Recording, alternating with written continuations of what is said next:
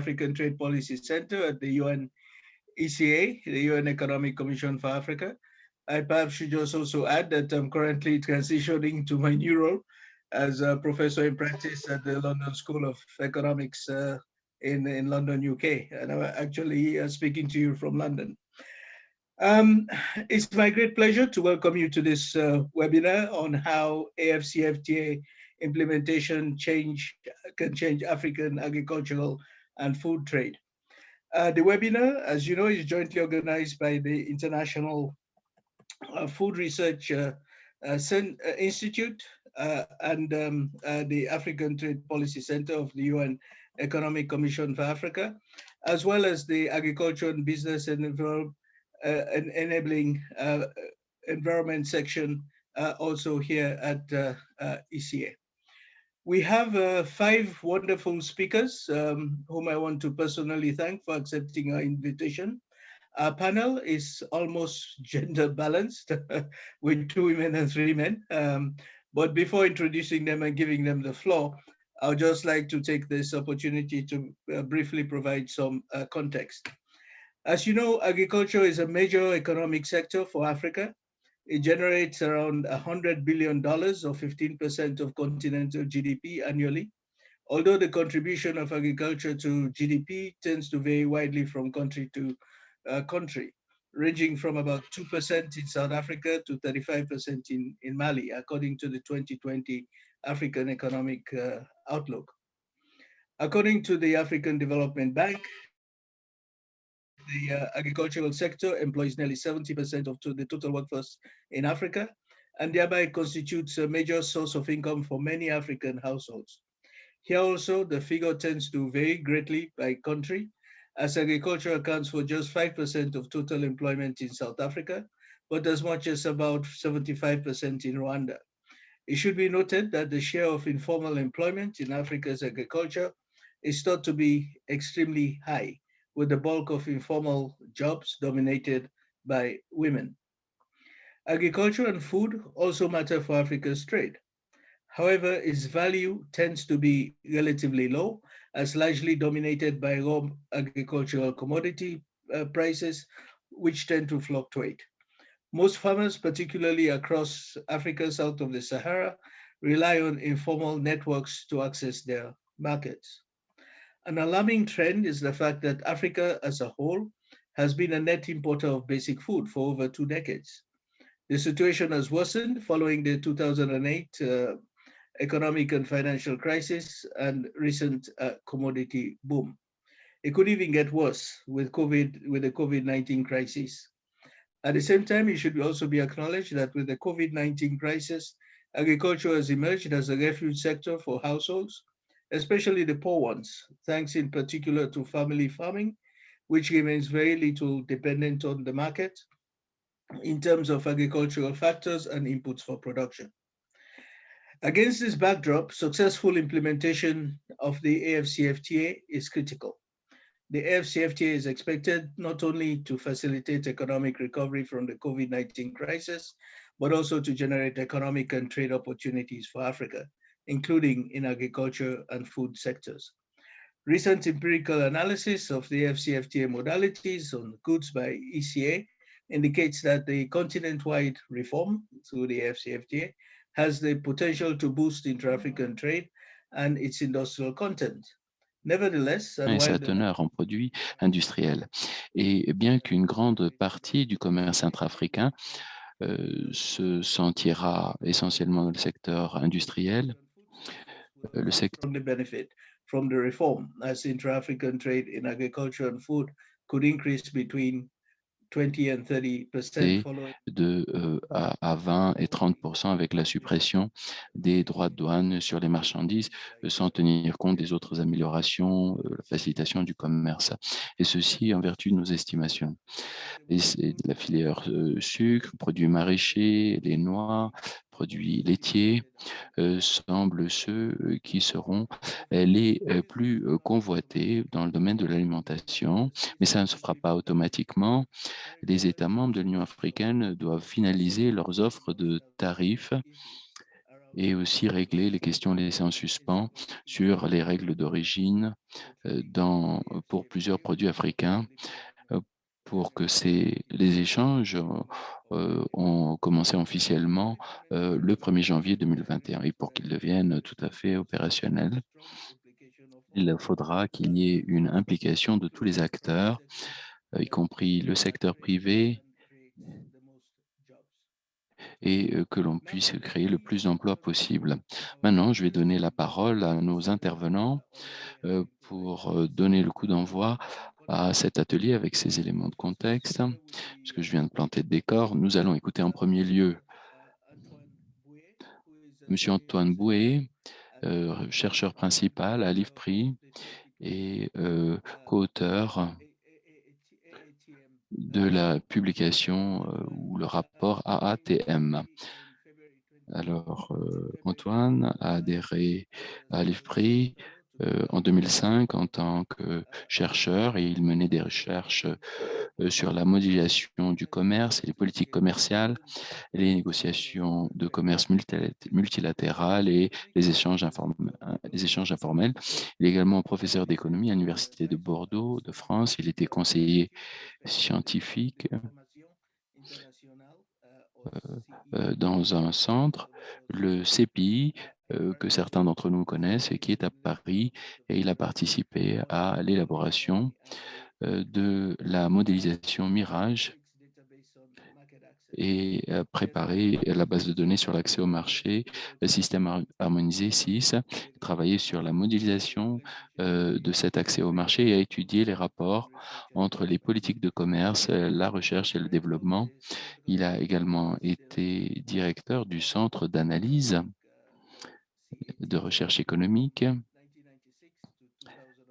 de 1996 à 2004 et du laboratoire de recherche sur l'économie et la finance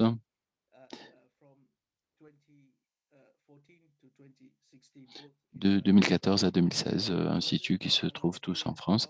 Il est lauréat du prix Powell de 2010 et a reçu à 2 reprises la bourse de recherche JTAP pour sa contribution remarquable aux outils JTAP et au réseau y afférent. Antoine, je vais vous donner la parole pour que vous puissiez présenter le African Agricultural Trade Monitor, qui est une initiative de l'IFPRI de concert avec le système de soutien aux connaissances et le consortium de modélisation des politiques de croissance et de développement africaines. Alors, il s'agit d'un document phare essentiel pour notre séminaire aujourd'hui qui jauge les grandes tendances et l'évolution des échanges des produits agricoles en Afrique et des impacts potentiels l'impact potentiel des tensions commerciales. Alors, vous avez la parole pour les prochaines 10 minutes et vous pourrez ainsi présenter l'édition 2020 de cette publication à ATM. Merci, David. Alors, j'aimerais vous montrer quelques diapos. Dites-moi si cela marche, si vous voyez mes diapos à l'écran.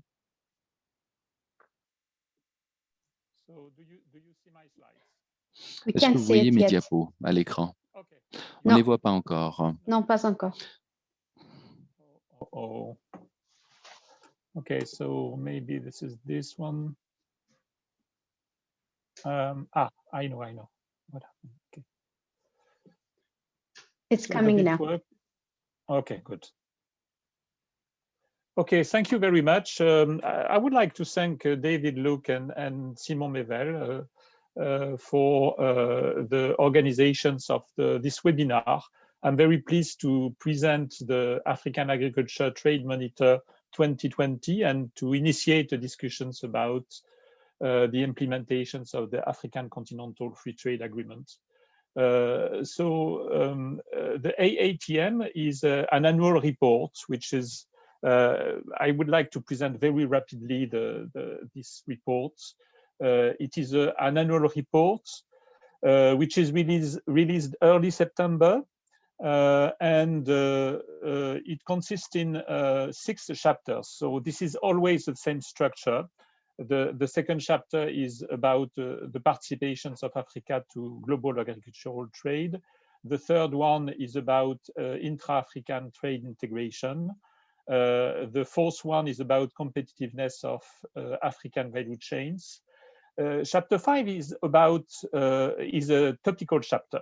And so we decided in 2020 to have in 2020 a focus on informal cross-border trade. I would like to say that it was decided end of 2019, before the beginning of the pandemics.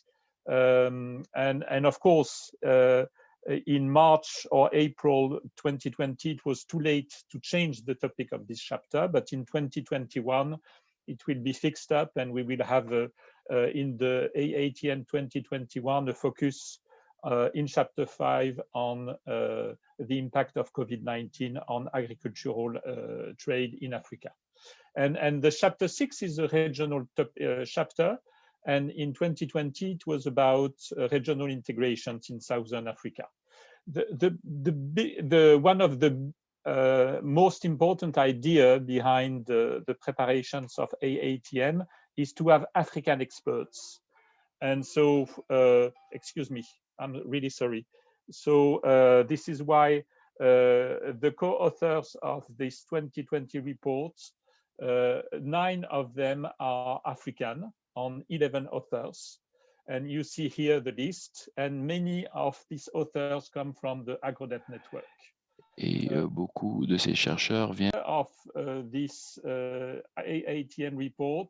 We have in mind to present recent trends in agriculture, in agricultural trade, and to provide analysis of important issues.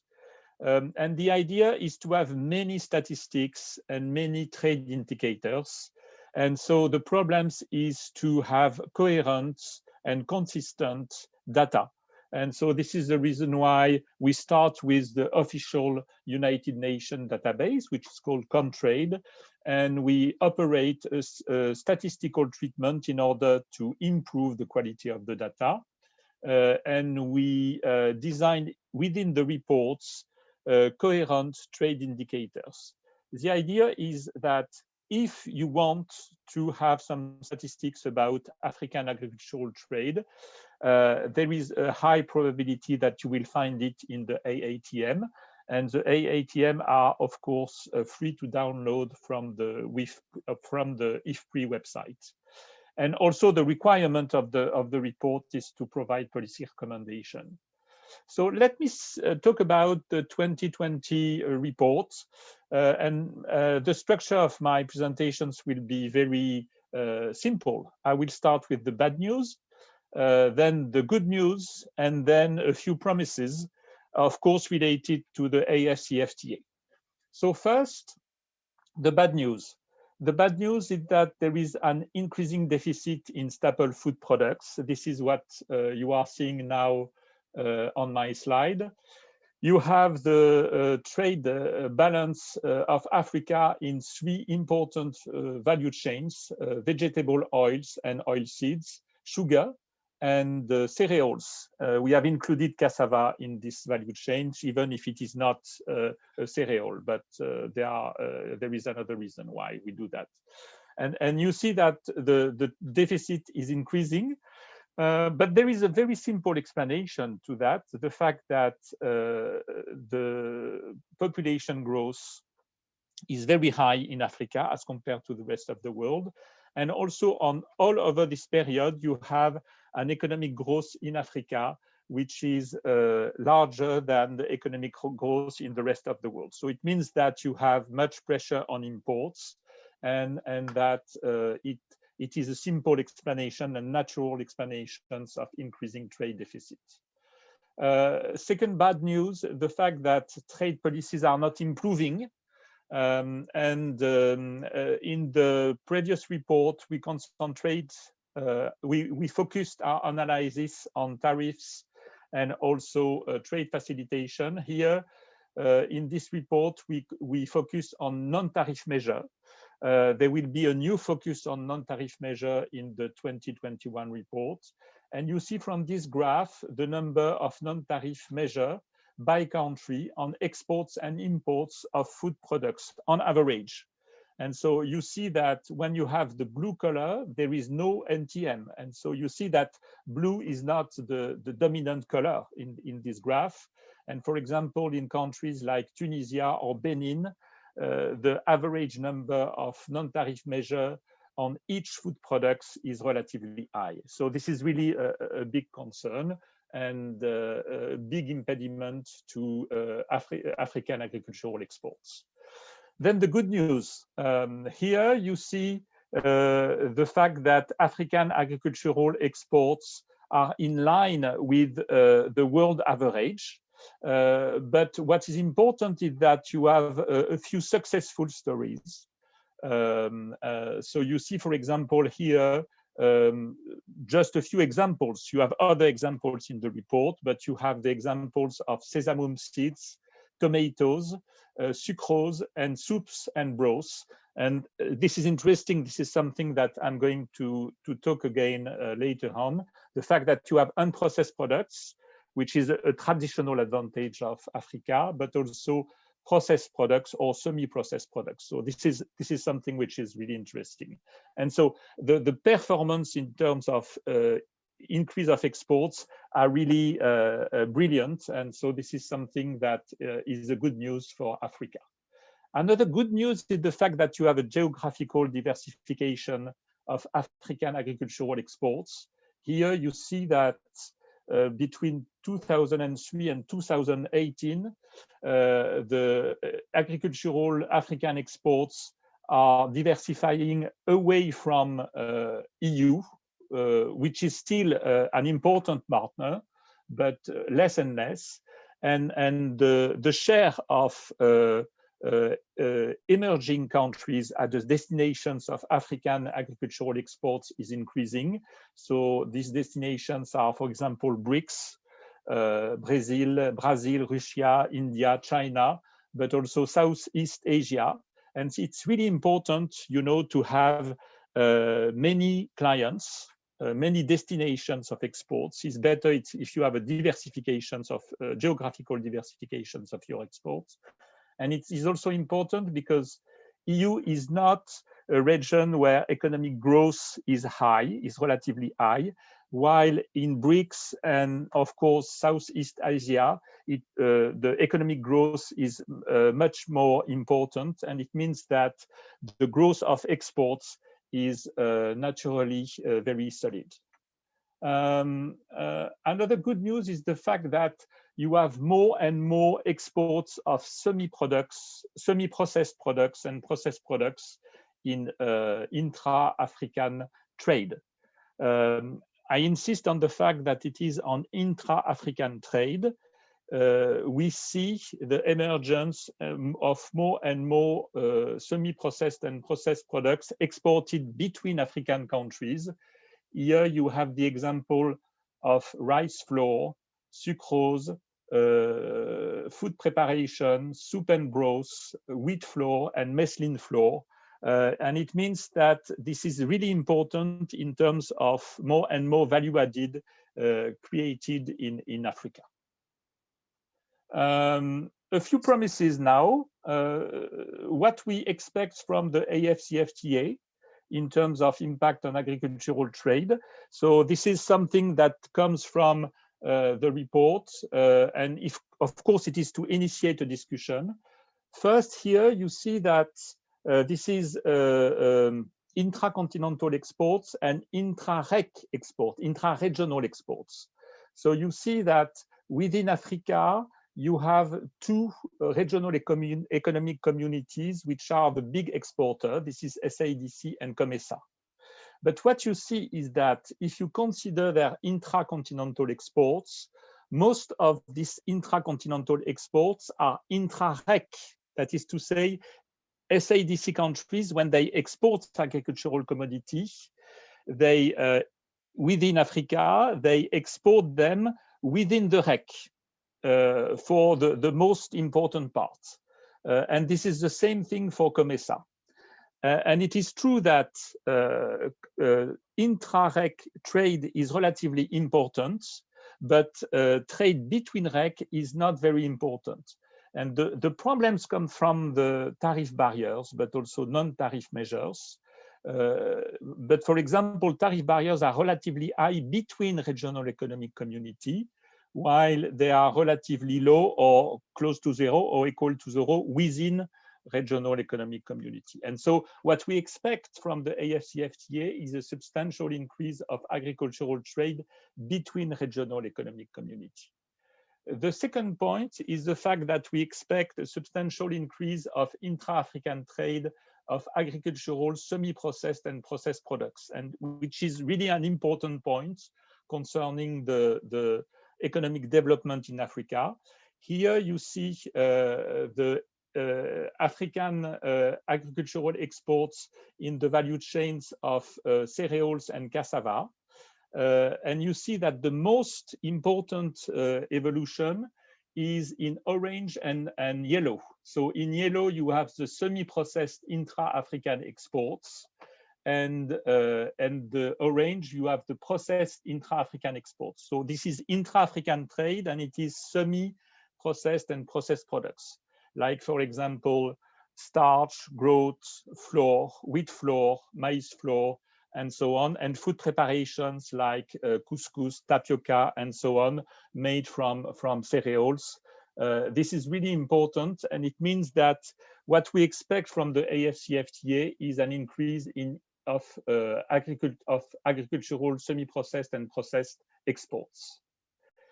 And last, we expect also formalizations of informal trade. And the reason why is the fact that the cost of formal trade is going to decrease. And so the traders may now consider to stop exporting informally and to choose the formal channel to export their products. It is really important because it would considerably reduce risk and uncertainty for informal traders, and in particular for female traders, but it would also improve the measurement of trade and national statistics. This is not only important for economists, this is also very important for governments. Thank you very much. I'm done.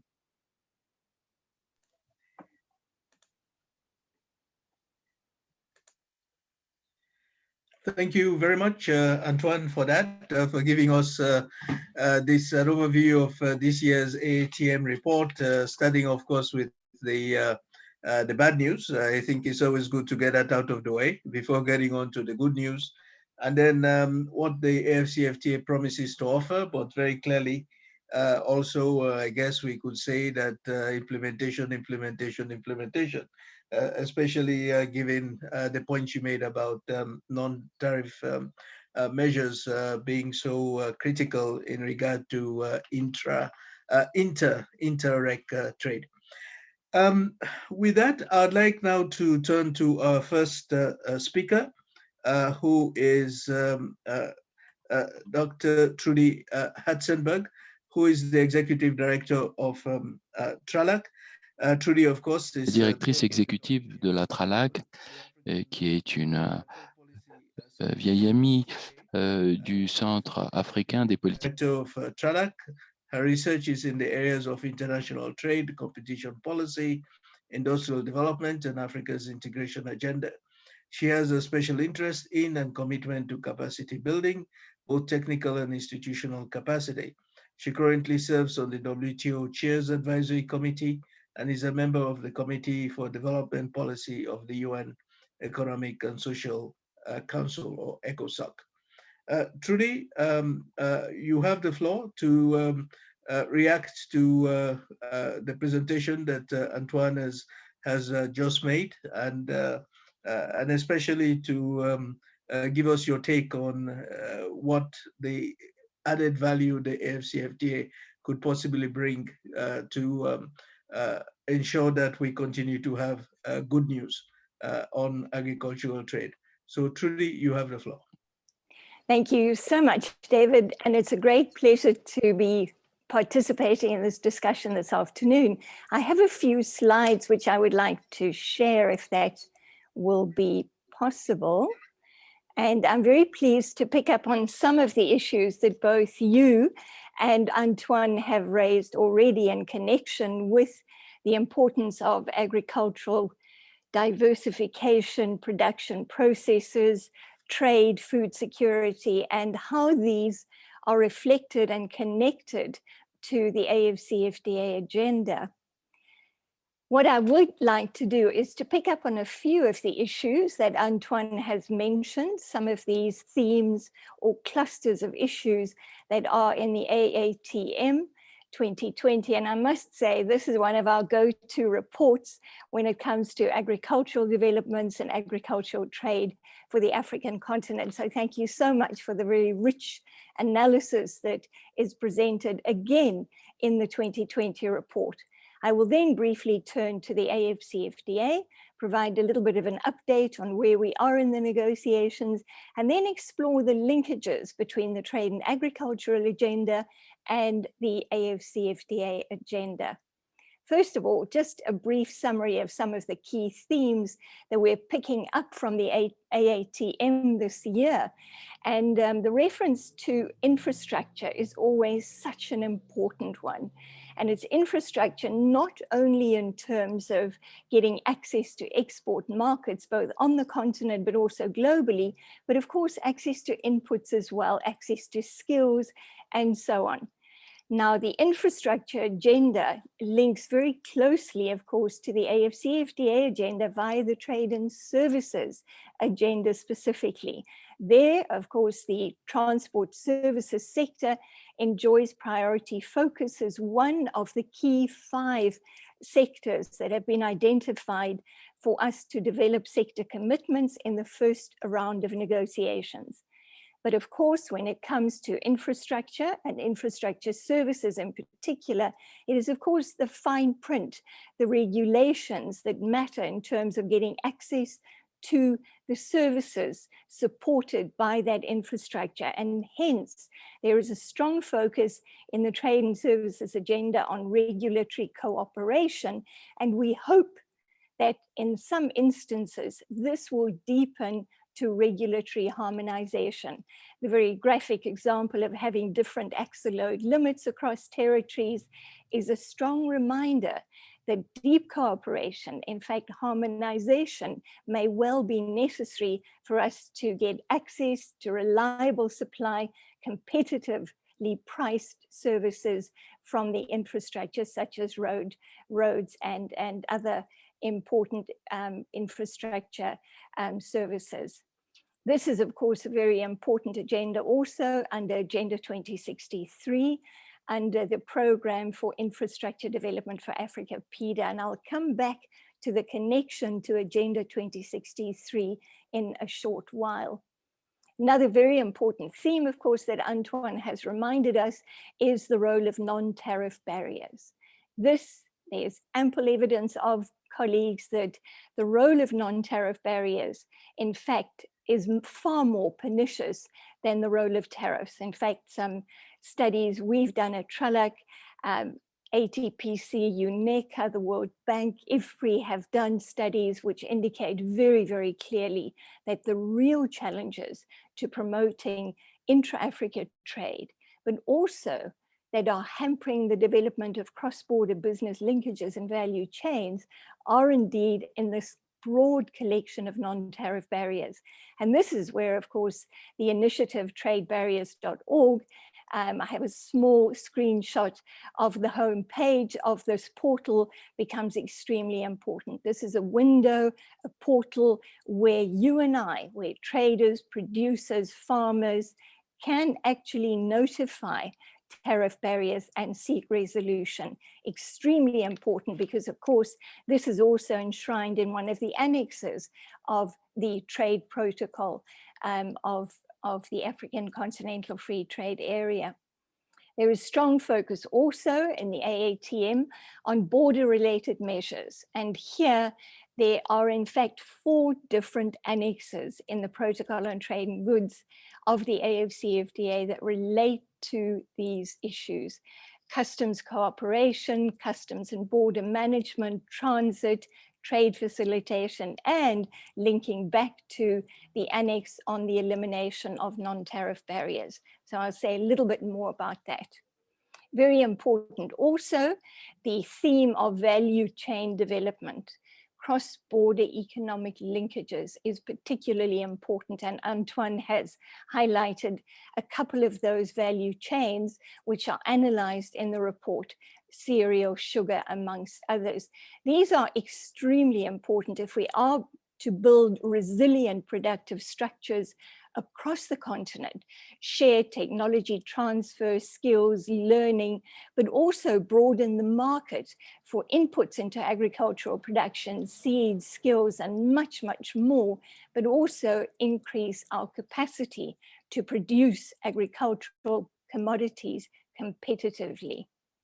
Finally, I would say a little bit about standards and quality assurance, increasingly important when we take a look at agricultural trade and in particular, of course, food trade. So these are the core themes I would like to address and to explore with you in the context of the AfCFTA.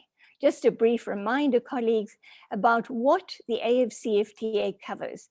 It's a very comprehensive and ambitious initiative to integrate the 55 member states, eventually all of them of the African Union.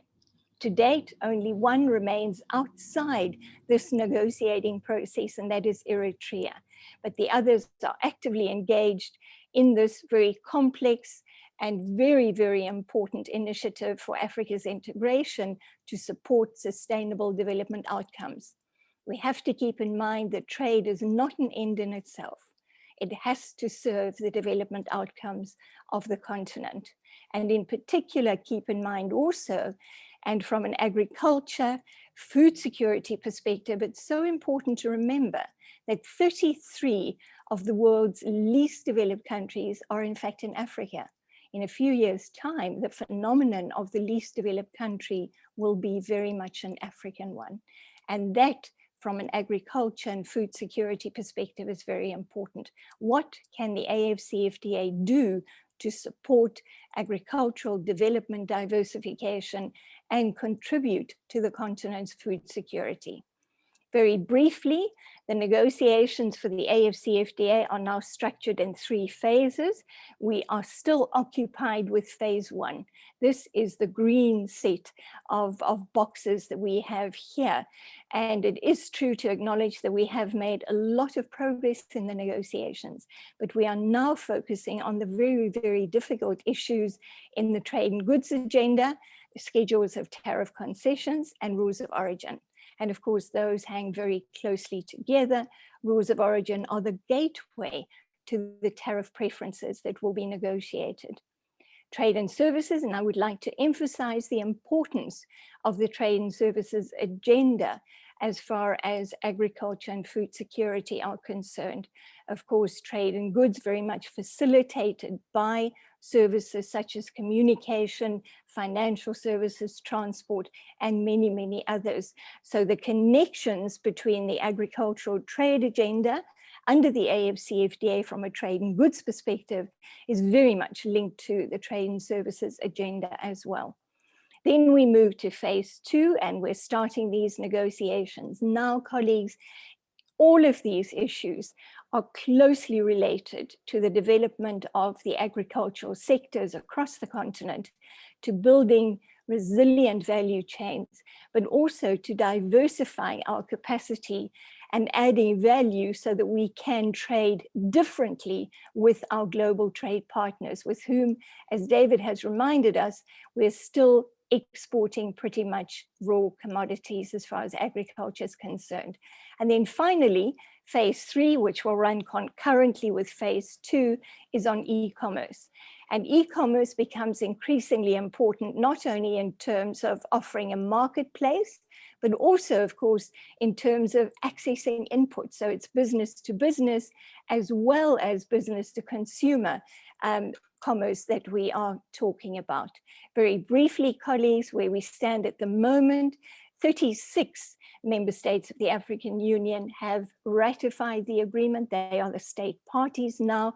They will have obligations to implement as we look to the start of trade under the AfCFTA. And most recently, Zambia on the 5th of February deposited their instrument of ratification.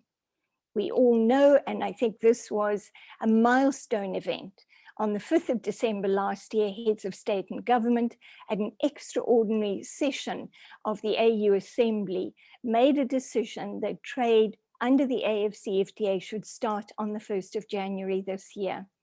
But we do keep in mind that the negotiations on the two foundational requirements for a free trade area in trade and goods, the tariff concessions and rules of origin, are not complete.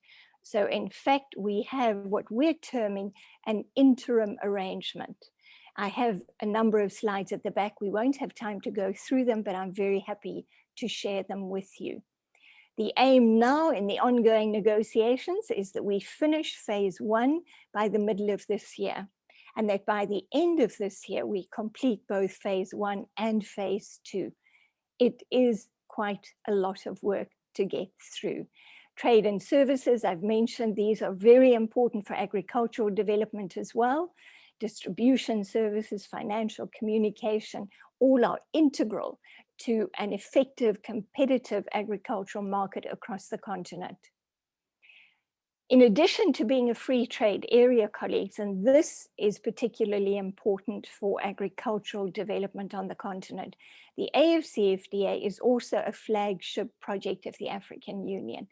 And here we see significant linkages between our agricultural development agenda, our trade agenda, and the other flagship projects that fall under Africa's Development Strategy Agenda 2063. CARDIP is well known to us, introduced in 2003, the Comprehensive Agricultural Development Program. Of course, more recently, the Malabo Declaration of 2014 identified very specific commitments to support agricultural growth, development, transformation, prosperity, livelihoods, and food security. So we start to see the connectors between the AfCFTA, which is a flagship project of the African Union, alongside the other flagship projects. And these interconnections are where we can see significant benefits for developing agricultural production and trade. Tariff negotiations, and I've taken a screenshot from the AATM 2020, and I think this is particularly important. The tariff negotiations are ongoing. So what this analysis, the 2020 analysis, reminds us is that, of course, when we take a look at the tariff regimes across the continent, we find that within regional economic communities, significant trade liberalization, tariff liberalization has taken place. But there are still tariff barriers, some significant, between the regional economic communities. Keep in mind that this is where the contribution of the AfCFTA comes. And that's very important to keep in mind, that of course, the regional economic communities will continue to exist. So their trade regimes will continue to govern trade among their respective members. And therefore, the contribution of the AfCFTA is to reduce the tariffs for those countries that are trading without preferences at WTO or MFN rates of duty. And that is a very important contribution. Just where we stand in terms of these negotiations, very, very briefly, we aim to liberalize 90% of tariff lines, which means there is a remaining 10%, which is divided into 7% designated sensitive and 3% which may be excluded. This is where we need to focus our attention very, very carefully, because member states in making their tariff offers may designate certain products sensitive and excluded. And we need to see which agricultural products will be in those categories, because they are important from a food security, national security, fiscal revenue, livelihood, and industrialization perspective. These are the criteria which member states agreed on in terms of the designation of sensitive and excluded products. So we've got to look at that very, very carefully. Rules of origin are always the fine print in the agreement, and the rules of origin for certain agricultural products are not yet finalized. Again, that presents an opportunity for us to have a look at. So this, just a slide from the annex on rules of origin, and what I've done here is to look at those chapters within the HS system where in fact rules of origin are still outstanding. And what we see is that there are quite a lot of rules of origin negotiations on agricultural products that are not yet complete. So again, I'm happy to share the detail of this with you. Just on cumulation, and this is of course where we may source inputs from and still get the benefits of the AfCFTA tariff preferences. The entire AfCFTA community, all the state parties, are treated as a single territory. So we can source inputs from any other state party and still get the benefits of the AfCFTA. This is just, I think Antoine has spoken to us about intra-regional trade, which is highly concentrated sub-regionally. As we see, he mentioned SADC and COMESA, high levels of intra-regional agricultural trade. This means there's potential for broadening agricultural trade where we are not trading just yet. But again, a reminder very briefly, colleagues, that the existing regional economic communities and trading arrangements will continue to exist. So it's trade between the SADC member states, for argument's sake, and the rest of the continent that will be opened up under the AfCFTA. And similarly, if we take a look at EAC, there's a large gray area with whom EAC member states are trading without any preferences. This is where the benefits of the AfCFTA will come from. Just a confirmation about the high levels of intra-regional trade concentration. If we look at total intra-Africa trade, just a quick back of the envelope calculation for 2019 indicated that about 15% of Africa's total trade, agriculture and non-agriculture, was intra-Africa. Of that, 42% was in the Southern African Customs Union and 55% was in the SADC region. There's a lot of potential for opening up trade corridors and routes. This is just the tripartite free trade area. It will continue negotiations, this group of countries in SADC, EAC, and COMESA.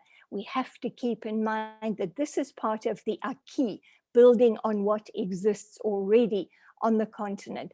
That is what the AfCFTA does. But coming back to Antoine's discussion about non-tariff barriers, colleagues, the AfCFTA presents an opportunity to address some of the real problems. These are the queues at border posts. Pre-COVID, during COVID, and not much has changed. And this is where, from an agriculture development perspective, we see significant opportunities under the AfCFTA agenda. Trade facilitation improvements and the governance improvements that go with better customs and border management are important irrespective of who we trade with. So there's a positive multiplier effect, which is really important.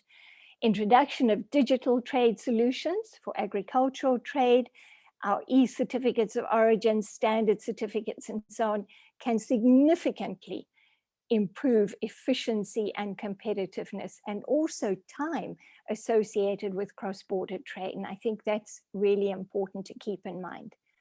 Lessons from COVID, as far as agricultural trade are concerned, are so important for us to take on board as we proceed with the AfCFTA negotiations. We've seen undeniably the important linkages between trade, trade facilitation, food security, and also very importantly, the role of informal cross-border trade, particularly the role of women when it comes to food trade. And these are areas that we have to take a look at within the broad trade facilitation agenda of the AfCFTA, as member states now prepare their implementation strategies and start adopting, hopefully, digital trade solutions, cooperating in terms of customs and border management, because these are issues that matter when we deal with agriculture and food trade in particular. Time is always of the essence. Phase 2 and 3 negotiations, they matter in particular for agriculture, food production, food security, and trade.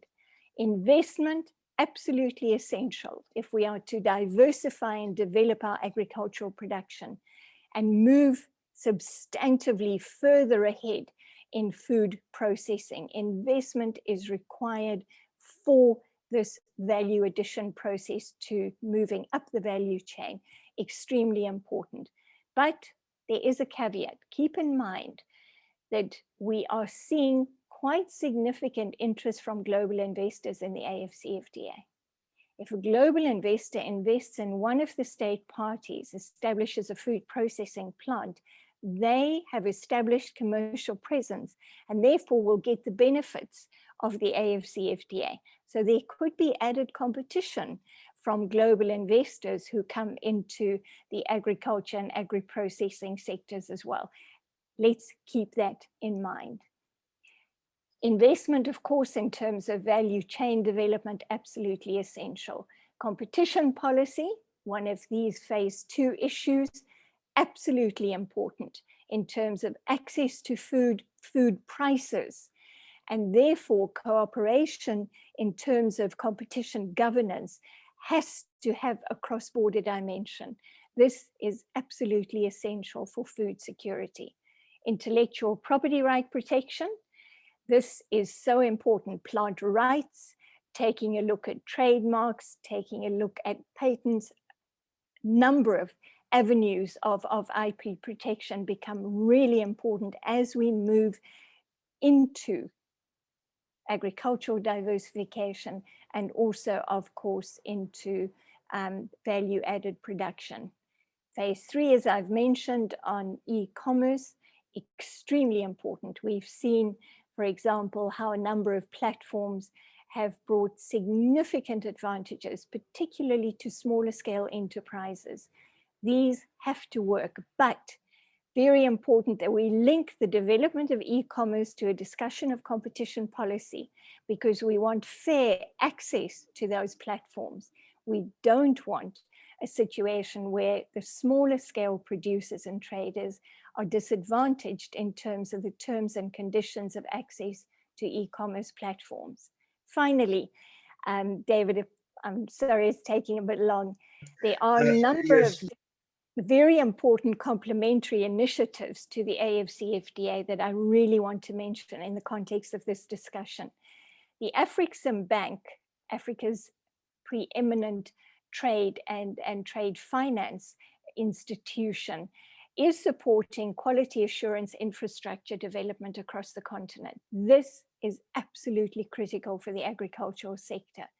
We're also looking at an adjustment facility that AfricSim Bank has put 1 billion seed capital into.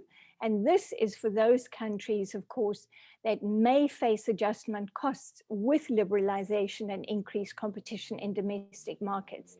Very important for the agricultural sector as well. And then, of course, trade finance.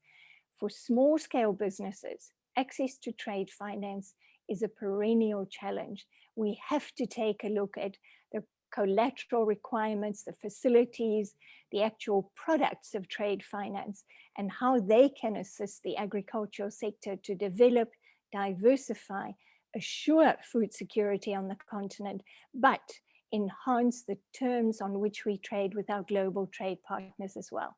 Thanks so much, David. And thank you too, Trudy, for that thorough response to the ATM report.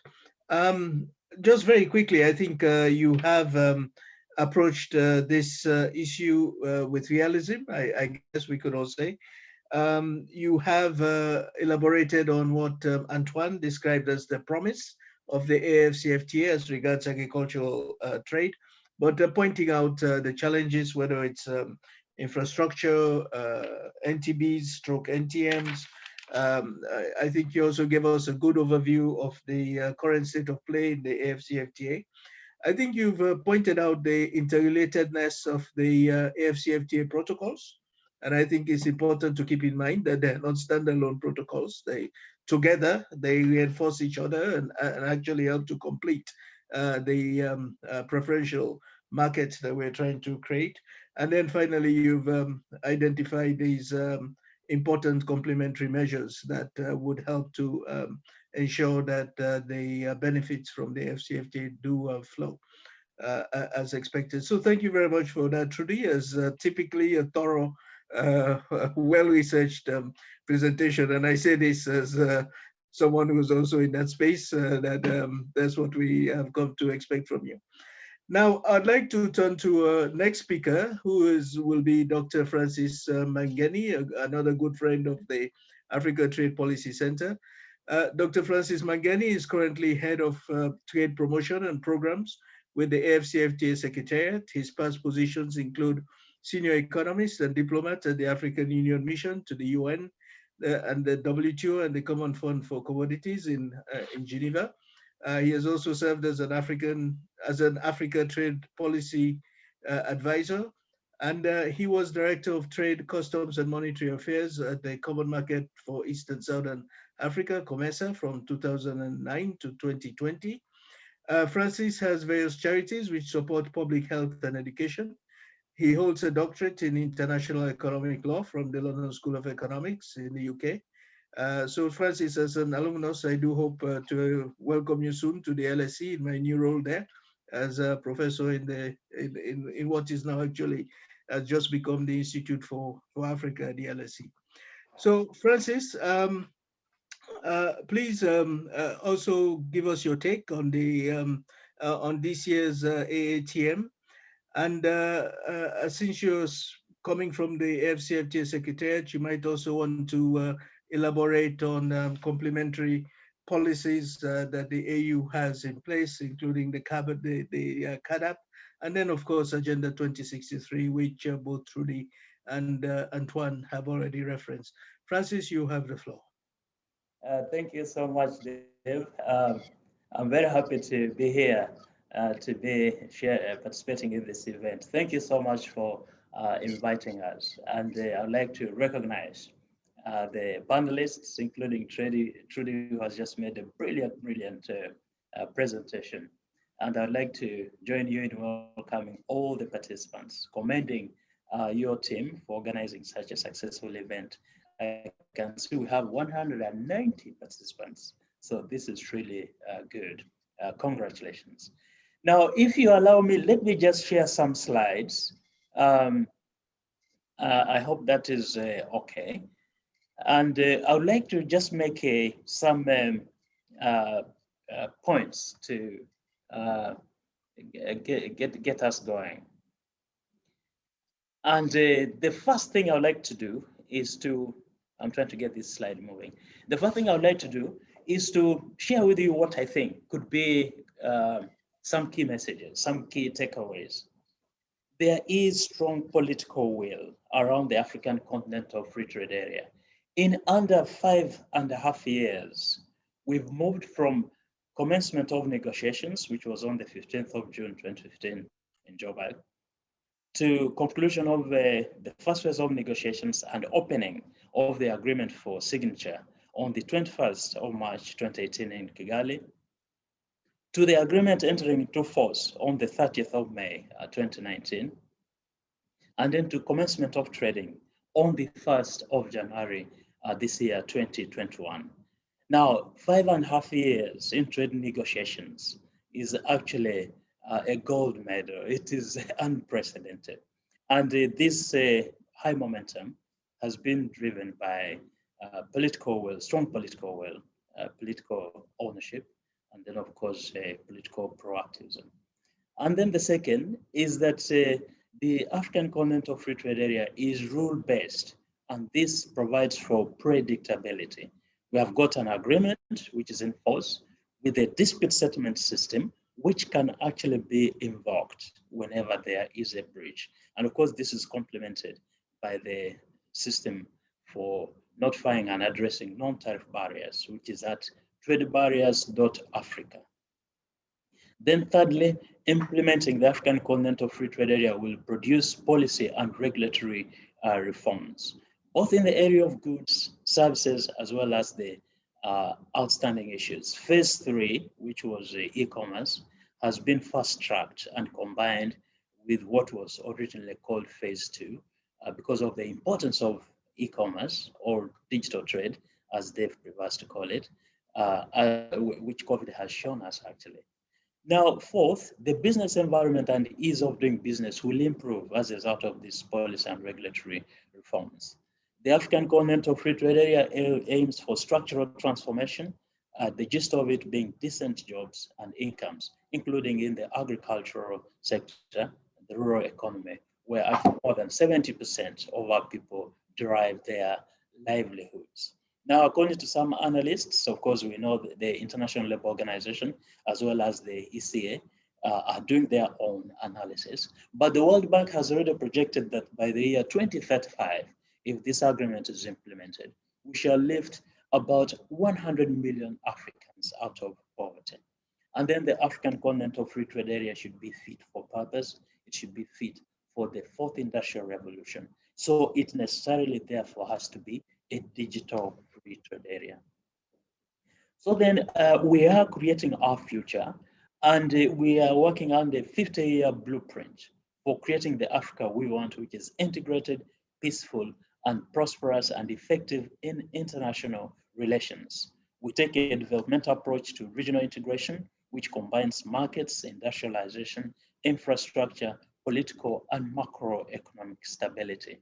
We take an intergovernmental approach to regional integration, but in partnership with all users and enablers, which combines both government, industry, and academia, sometimes referred to as the triple helix.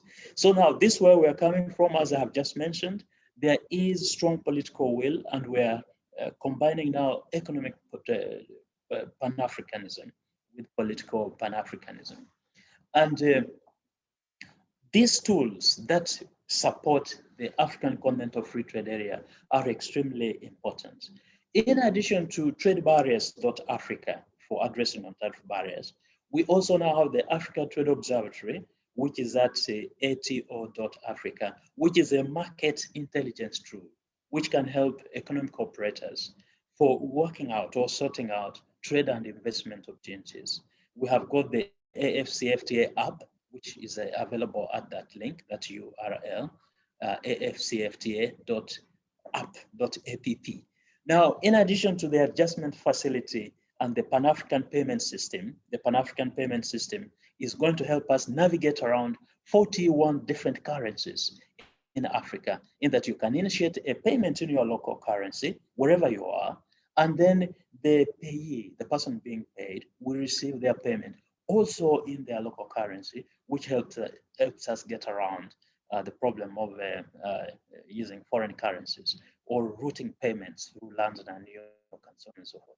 So we are also beginning to think that we should have an AfCFTA fund, which will be an offshore arrangement dealing with us at arm's length, but being funded by banks. And we have got banks like Zenith Bank, EcoBank, which are already coming on board with some significant amounts of money, as well as having an academy to tap into the knowledge generation and management centers around Africa. And having Trudy from Trarak around shows you what these knowledge centers around Africa can help us to achieve. Now, because of time constraints, let me just point out these things which, regarding the status, which we have already listened to, but maybe let me just complement by adding that in addition to the 54 signatures, the 36 ratifications, we have got 41 tariff offers and 34 services offers. As I've just pointed out, the system for addressing non-tariff barriers is already up and running, as well as the African Trade Observatory system, it's also up and running. Now, this is where I would like to maybe take about 2 minutes, if you allow me, Dave. What should the African Continental Free Trade Area look like in the context of transforming Africa, including in the agricultural sector? It should be inclusive. That means prioritizing women, young Africans, small to medium enterprises, as well as other vulnerable sectors. Everybody must benefit. Nobody should be left behind. It should be transformative through taking a developmental approach. It should be functional. All institutions should be activated. These are committees of the member states, intergovernmental committees, as well as private sector institutions, farmers' organizations that can provide input. It should be rule-based. That means full implementation and compliance is achieved. It should be innovation, knowledge, and technology driven. It should be globally networked. That means we need a universal Africa. And the secretariat should be well resourced and fit for purpose. So these are our contacts in case you'd like to get in touch with us.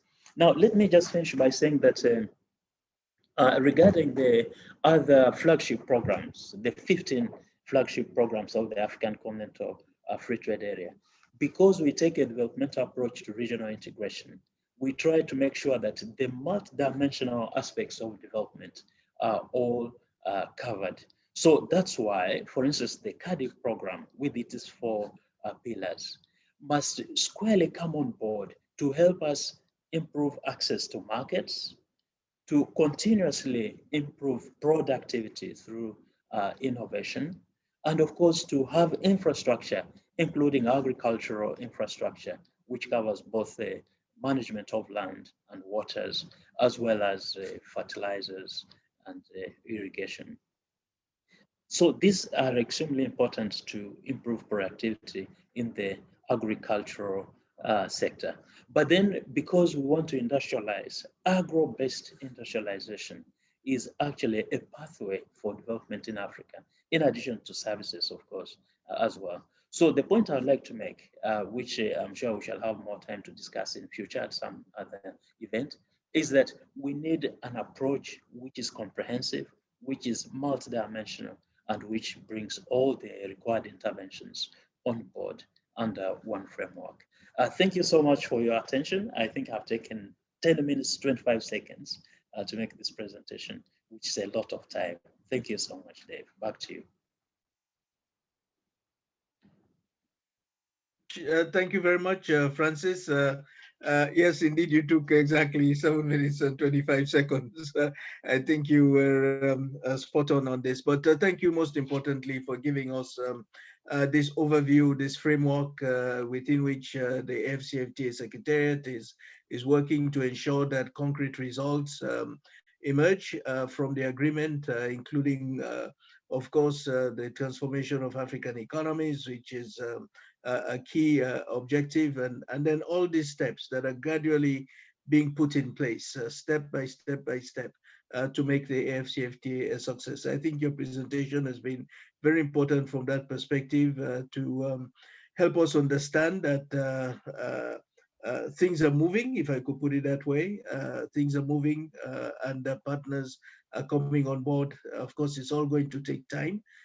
Nothing worthwhile is ever done overnight, but I think you've given us a very good perspective on this. And of course, all of this can impact very significantly Africa's agricultural trade. So thank you very much for that, Francis. Now, final speaker is going to be someone who is also very well known to us at the Africa Trade Policy Center, and is also someone who has been a negotiator, so who has approached the AfCFTA from the perspective of a negotiator, and that is a very good friend, Anthony Niafwe-Bafi, who is a former chief negotiator of Ghana. Anthony Kwasi Niafwe-Bafi has over 3 decades of experience on trade, industry, investment, and diplomatic issues.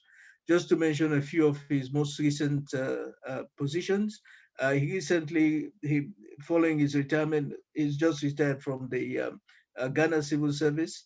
But previous to that, he was a technical advisor for multilateral, regional, and bilateral trade at the Ministry of Trade and Industry in Ghana. And before that, he was the AfCFTA chief negotiator for Ghana, as I've mentioned. He was director for multilateral, regional, and bilateral trade in the Ministry of Trade and Industry from January 2014 to October 2019. He was responsible for coordinating Ghana's participation at the WTO, at UNCTAD, and of course on AfCFTA matters, as well as at ECOWAS related trade-related matters. And he has also been involved in Ghana's bilateral trade with other countries. In this regard, he coordinated Ghana's negotiations with the UK after the UK Brexit from the EU. He has also supported the implementation of Ghana's commitments under the WTO Trade Facilitation Agreement and the European Union Ghana Interim Economic Partnership Agreement. He has been a minister and head of the commercial sector section of the Ghana Permanent Mission in Geneva, and he was there from August 2008 to 2013. So, Anthony, you come with a very rich experience from a member state perspective, from a trade negotiator perspective, and so we look forward to your take and to your views on the on this year's Africa Agriculture Trade Monitor report, the AATM. So, so Anthony, you have the floor.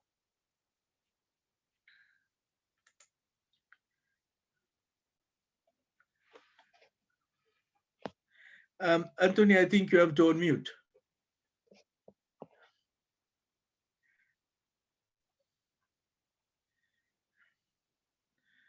And like me previously, you may need to adjust your camera so that we can see beyond your cranium.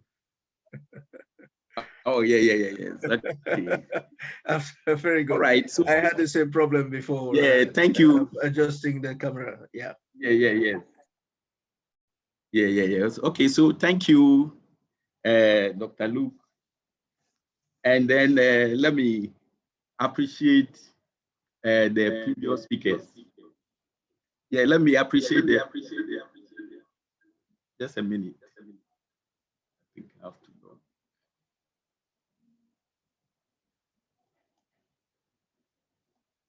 Yeah, let me appreciate the previous speakers for their contribution and among other things.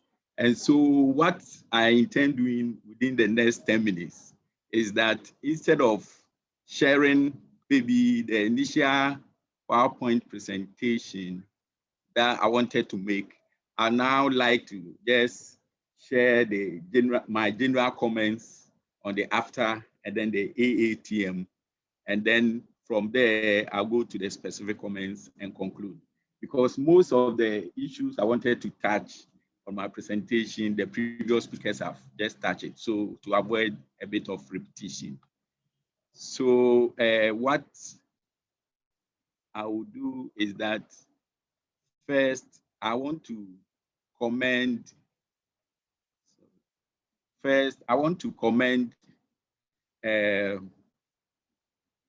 the organizers of this AFTA Agricultural and Food Trade event on how AFTA implementation can change. I hope you can hear me. Hello? Yes, we can hear you. We can hear you. We can hear you very well. Okay. So, yeah. So let me just commend them. You may just want to adjust your camera a bit because we're only seeing part of you. So that you see mine. Yeah, that's it. Okay. Yeah. Okay. Thank you. Yeah. All right. So let me commend. So let me commend ECA and IFPRI for organizing this event, and then also express my appreciation for inviting me to make an intervention. And as I said, because of the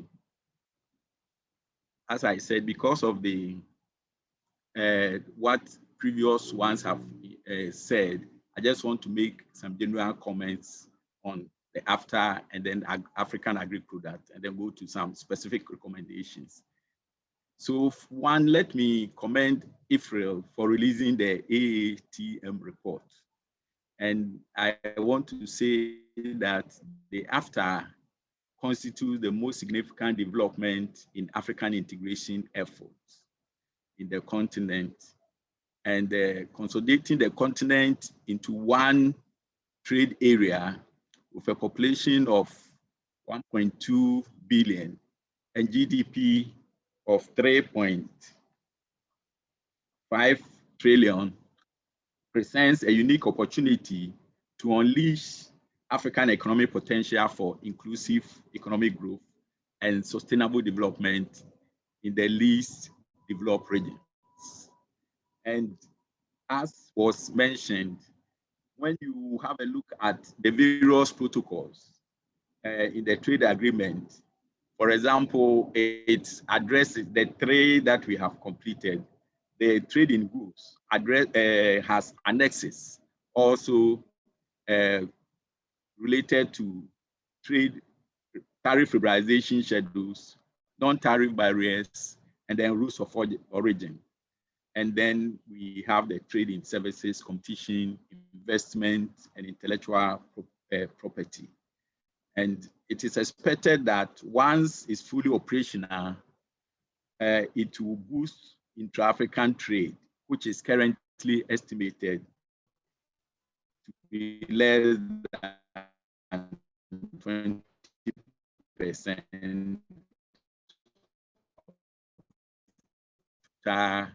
agricultural will have to be supported and policies.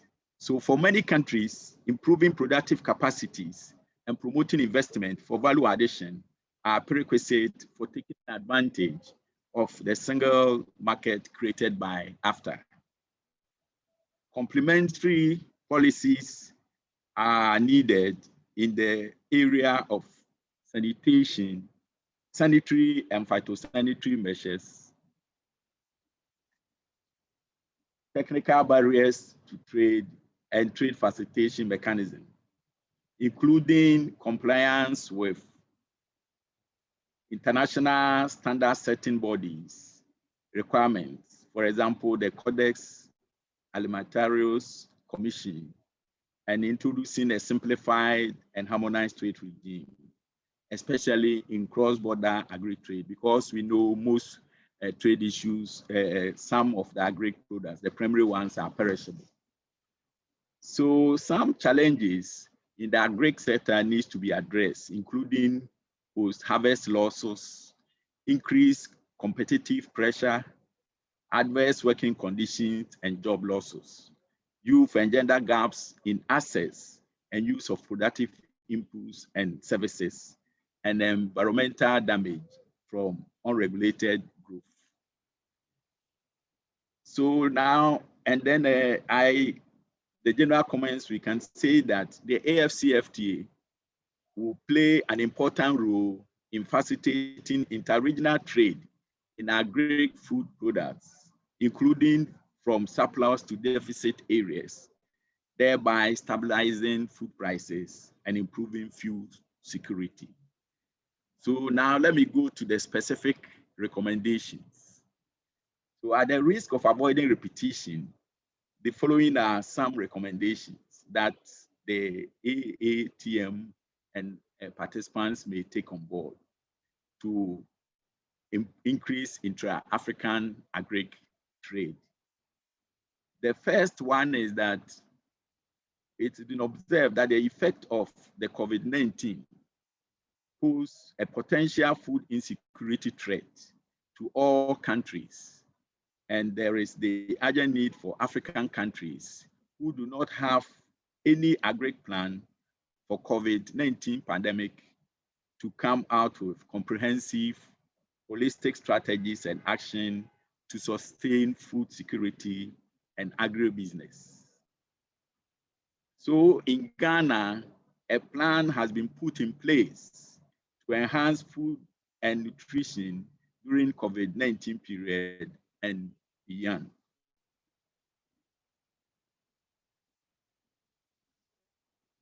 The second recommendation is that there should be improved access to inclusive financial systems adapted to the needs of smallholder farmers, which provide a wide range of services and innovative financial products, microfinance, special lines of credit, and startup capital should be available. The third one recommendation is that we should target education and training, particularly to youth, with a focus and mentorship to enrich smallholder practices and knowledge, entrepreneurship, innovation, and marketing in value chains and agribusinesses, and make agri more attractive to them. Because in most African countries, we have realized that the youth are now drifting from agri to other sectors.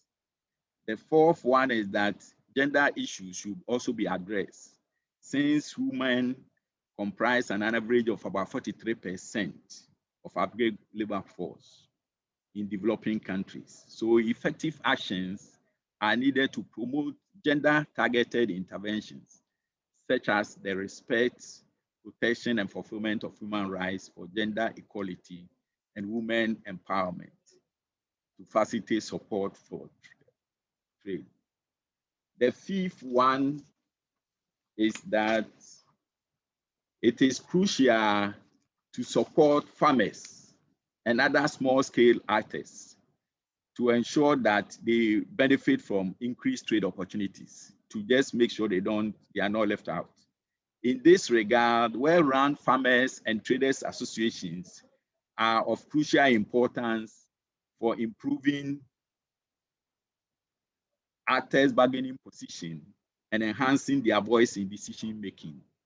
Furthermore, a partnership program will help build capacity of micro, small, and medium-scale enterprises and facilitate partnership with larger players, while simultaneously focusing on the promotion of productivity improvements and increased use of innovative solutions.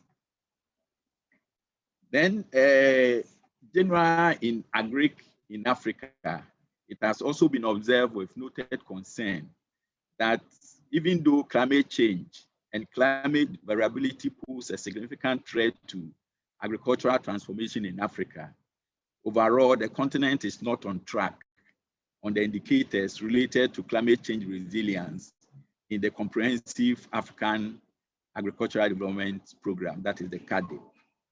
So member states must promote diversification to increase resilience to climate change, national disasters, and price shocks to enable diverse food consumption and reduce seasonal food and income fluctuations.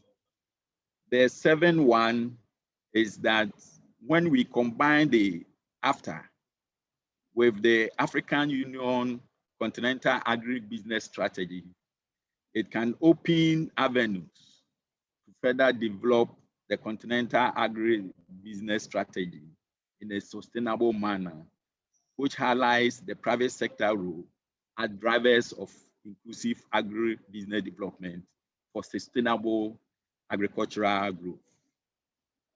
Then let me stress on the need for each African countries to strive to annually meet the target of at least 10% of its national expenditure on agri, as the member state declared during the Marable Declaration on CADE, in order to gradually and consistently build a robust agricultural sector and not depend overly on external resources for that vital sector. Then finally, the rate of returns on commercial farming and agro-processing in most of the African countries are high, especially in Ghana. So both local and foreign direct investors should therefore be encouraged to take advantage of the AfCFTA to boost agri production in the continent. So in conclusion, the AfCFTA offers an opportunity to promote agri transformation and improve competitiveness through regional agri-value chain development, raise incomes, and improve food security and nutrition. And for this to happen,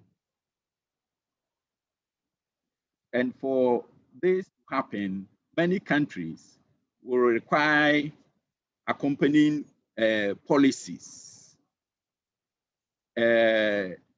combined with the PIDA, the IDA, to improve production capacity and promote investment for value addition. Thank you for your attention.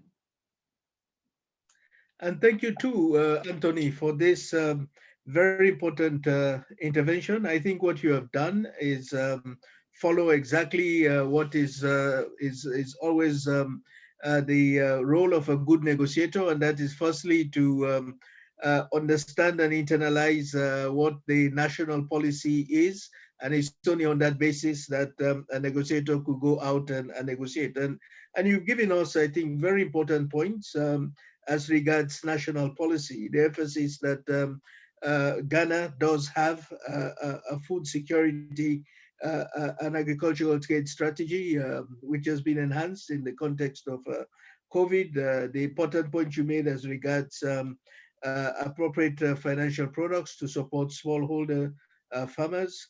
The point you made around education and training for smallholder farmers on gender equality, the important issues around climate change.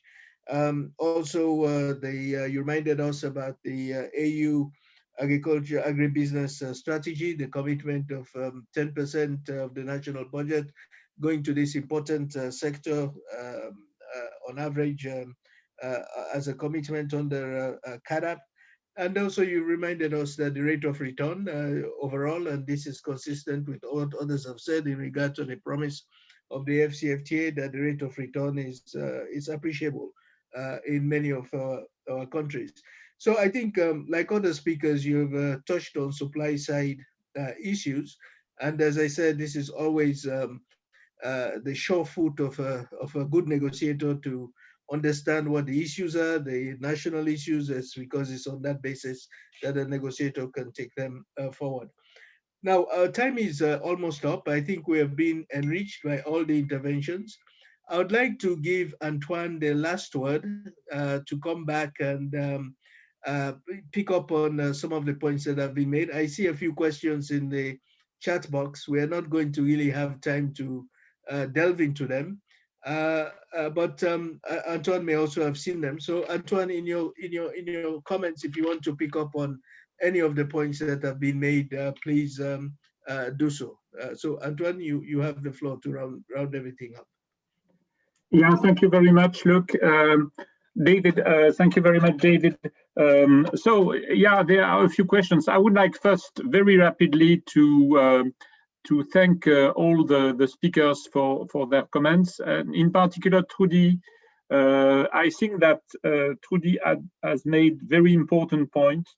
I think that the AfCFTA, if it only focuses on tariffs, it will have a positive impact, but the impact will be modest. And so I think that if you want to have an AfCFTA which has a big impact on agricultural trade in Africa, but also economic activity and food security, the AfCFTA must address successfully many issues mentioned by Trudy, and in particular non-tariff barriers.